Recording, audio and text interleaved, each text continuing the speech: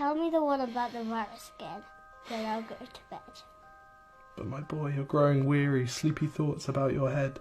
Please, that one's my favourite. I promise just once more. Okay, snuggle down, my boy, though I know you know full well. The story starts before then, in a world I once would dwell.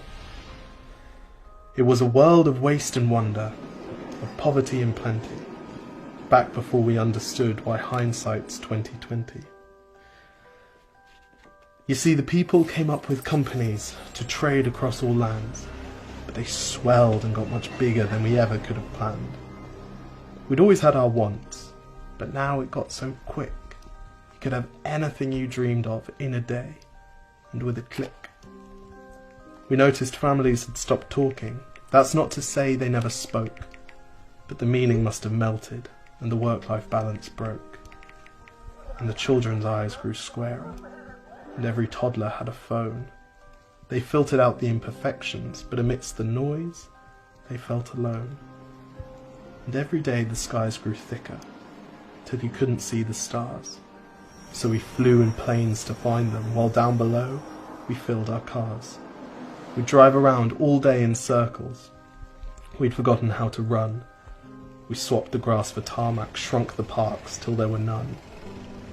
We filled the sea with plastic, because our waste was never capped, until each day when you went fishing you'd pull them out, already wrapped.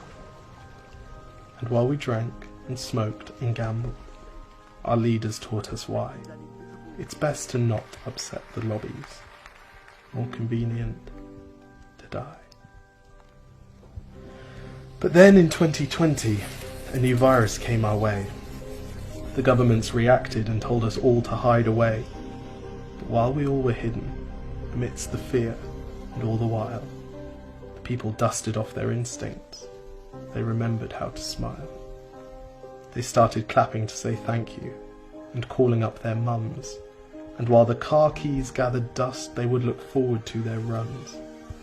And with the skies less full of voyagers, the earth began to breathe, and the beaches bore new wildlife that scuttled off into the seas. Some people started dancing, some were singing, some were baking.